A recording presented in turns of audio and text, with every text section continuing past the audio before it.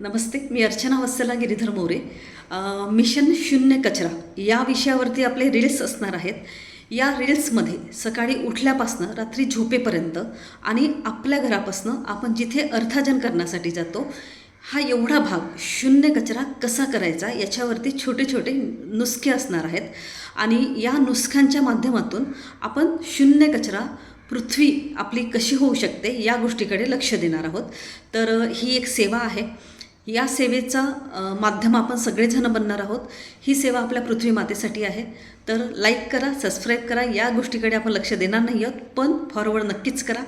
आपण सगळ्यांनी केलेली मोहीम ही सार्वजनिकरित्या स्प्रेड कशी होऊ शकते या गोष्टीकडे आपण लक्ष देऊ.